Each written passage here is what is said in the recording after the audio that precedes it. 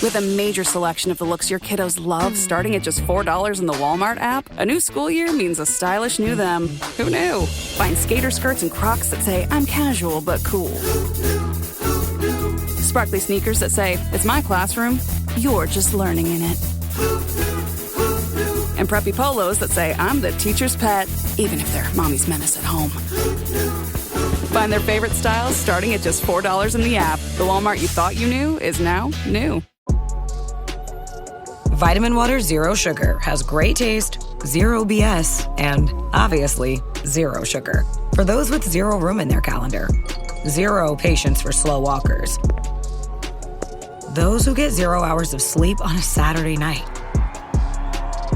Have zero filter, zero given, and zero interest in grabbing a plain, boring water. Grab a delicious Vitamin Water Zero Sugar today.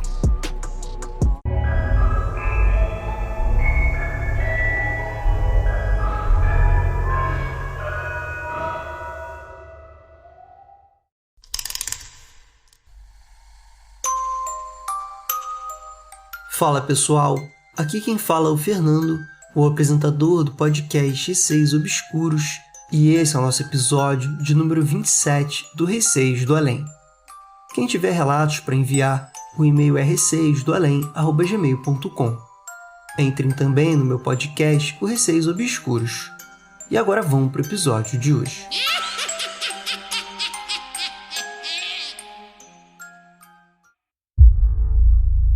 Relato Kaira Eduarda, enviado pela Hilda.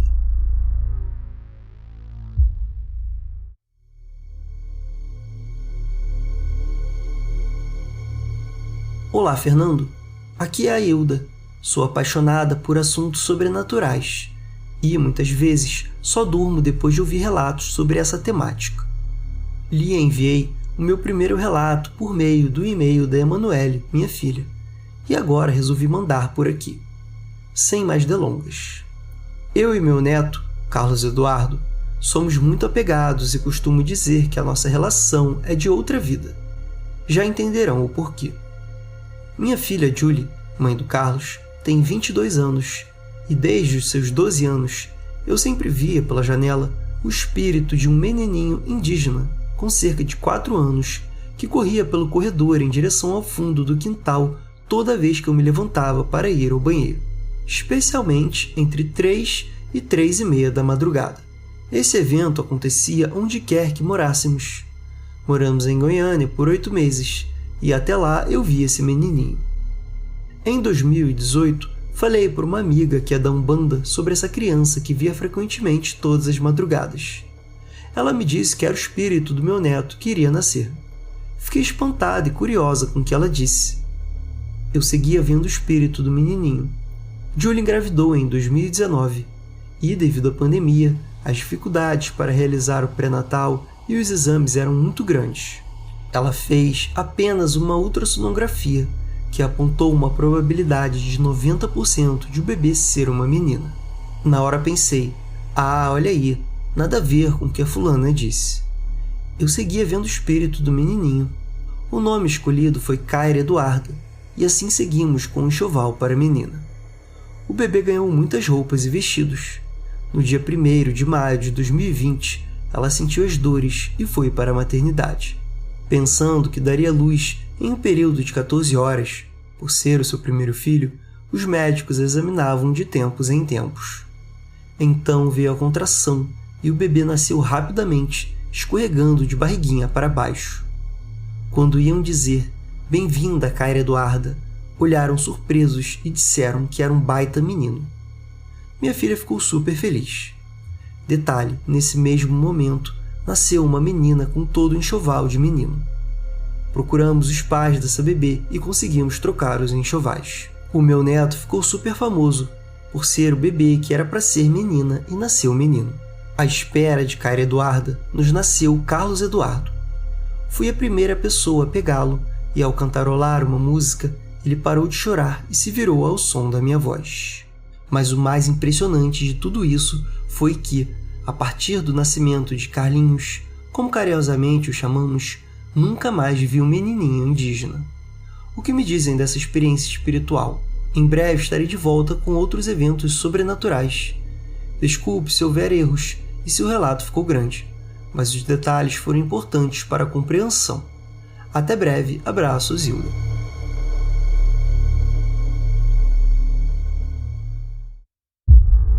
Relato A Sombra no Papel, enviado pelo Truffle.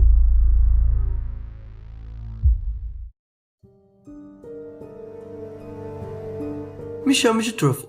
Atualmente moro na zona leste de São Paulo, mas já rodei bastante pela cidade. Há alguns anos morava na zona sul e trabalhava no Butantã. A rotina era cansativa. Atravessar São Paulo todos os dias me deixava esgotado. No meio desse caos urbano, havia uma única coisa que sempre foi minha fuga: o desenho. Desde criança eu rabiscava. Comecei com anime e mangá, mas com o tempo enjoei. Não era só falta de interesse, era como se algo dentro de mim estivesse pedindo para mudar de direção, buscar outras imagens, outras formas. Eu nunca falei muito sobre isso, mas sou sensitivo. Não sei como explicar, só acontece. Tenho presságios, principalmente sobre mortes de pessoas próximas e desastres naturais. Nem sempre é claro, às vezes um sonho estranho, outras uma sensação no peito, como um peso invisível. E tem as silhuetas. No começo achava que era só um problema de visão periférica, aquelas sombras no canto dos olhos, que somem quando você vira para olhar direito. Só que com o tempo percebi que elas não iam embora, ficavam lá, paradas, observando.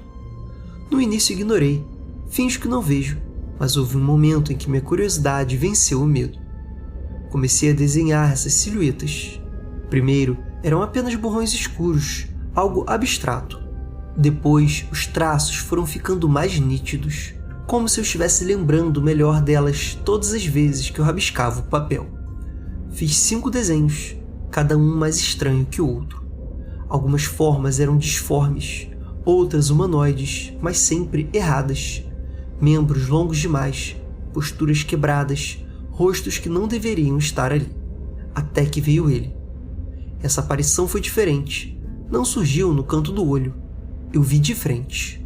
Estava ali parado, perfeito na minha visão, como se me permitisse olhar, como se quisesse que eu registrasse. Os olhos brilhavam, 2 faróis brancos em meio à escuridão. O corpo era alongado, mas desproporcional, como se estivesse tentando imitar a forma humana e errando no processo. A postura quebrada. O pescoço virado em um ângulo impossível, um braço mais curto que o outro. Não conseguia tirar isso da minha cabeça, então fiz o que sempre faço. Peguei o meu caderno e desenhei. Cada traço me dava um arrepio estranho, como se estivesse sendo observado, mas terminei. O papel segurava aquela imagem agora, e isso me deu uma sensação de alívio, como se de alguma forma ter colocado aquilo ali fosse me proteger. No mesmo dia, comentei com o meu irmão. Detalhei tudo. Como vi, como desenhei, como me senti. Ele riu e achou que era coisa da minha cabeça, mas eu sabia que não era. Na manhã seguinte, acordei com a língua completamente inflamada. A dor era insuportável, como se minha boca tivesse queimado de dentro para fora. Eu tentava falar, mas as palavras saíam truncadas, presas. Não conseguia comer, beber e nem mesmo murmurar direito. A única coisa em que pensei foi: eu falei demais. Peguei o desenho e apaguei tudo. Rabisquei por cima, destruí a imagem.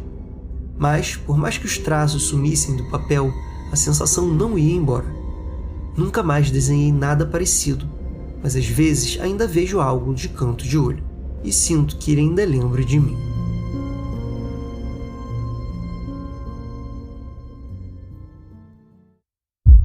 Relato O Uivo, enviado pela Alissa.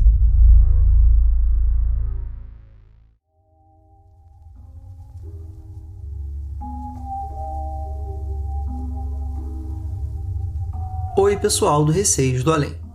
Vou trocar os nomes para proteger nossas identidades. Esta história foi narrada pela minha avó Maria. Meu nome é Alissa, tenho 20 anos e moro em Diadema, São Paulo. Não me lembro exatamente o ano desse acontecimento, mas foi algo entre 2019 e 2022.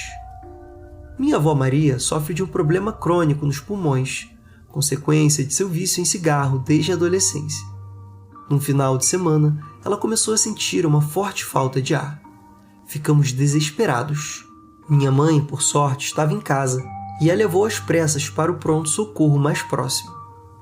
Após os primeiros cuidados, ela foi transferida para um hospital particular, onde permaneceu internada por 25 dias.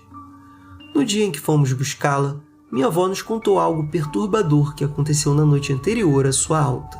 Ela dividiu o quarto com outras 5 senhoras, todas em condições igualmente graves ou até piores. Durante o tempo em que esteve ali, criou laços com algumas delas, especialmente com a Dona Susana, uma senhora de personalidade forte e senso de humor afiado. Dona Susana já estava no hospital antes de todas as outras e parecia aceitar a sua condição com resignação. Minha avó nos contou. Semana passada, o filho de Dona Susana ligou para ela. Lembro que no final da ligação, ela disse algo que me deixou arrepiada. Fulano, prepare as coisas do funeral. Eu não vou sair daqui. Achei aquilo tão pesado que comentei. Dona Susana, não fale isso. Logo estaremos todas em casa e quem sabe marcamos um café da tarde. Ela sorriu, mas respondeu com uma certeza inquietante. Minha amiga, eu já sei. Não vou sair daqui. Na noite seguinte, estávamos todas assistindo a novela, inclusive Dona Susana. De repente, ela se sentou na maca, levou a mão ao peito e soltou um som que minha avó descreveu como um uivo rouco, profundo e visceral, que parecia reverberar pelo quarto. Em seguida, desabou no chão, imóvel. O pânico tomou conta. Médicos foram chamados às pressas, mas de nada adiantou. Eles tentaram reanimá-la usando desfibrilador e massagens cardíacas, mas já era tarde. Dona Susana tinha morrido.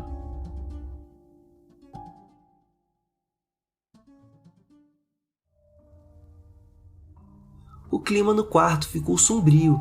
Apesar de estar doente, Dona Susana era a alegria daquele lugar, sempre contando histórias e arrancando risadas, até mesmo nas situações mais difíceis. Sua morte deixou todas abaladas. Naquela mesma noite, algo estranho aconteceu. Por volta das 2 horas da manhã, minha avó foi despertada por um som insistente. Ainda sonolenta, tentou entender de onde vinha o barulho. Quando acendeu o abajur, gelou. O som vinha do sininho que ficava ao lado da maca de Dona Susana, aquele que ela usava para chamar os médicos. Ele estava tocando sozinho, incessantemente. Minha avó, que sempre foi corajosa, levantou-se, foi até o sininho e o desligou da tomada.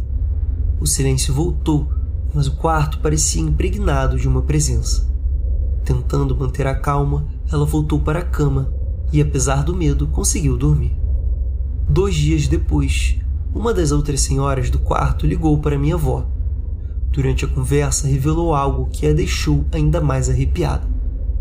Maria, você acredita que, mesmo depois que você foi embora, o sininho de Dona Susana continuou tocando? Até os médicos tentaram mexer nele, mas o som não parava. O detalhe, ele estava fora da tomada. Desde então, minha avó conta essa história toda arrepiada. Ela diz que aquele uivo de Dona Susana e o som do sininho são coisas que jamais saíram de sua memória. Obrigada por lerem o meu relato. Sucesso e abraços.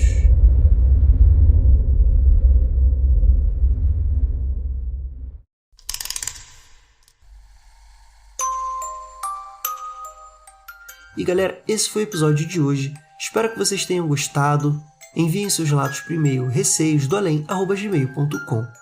Um beijo a todos e até o próximo episódio.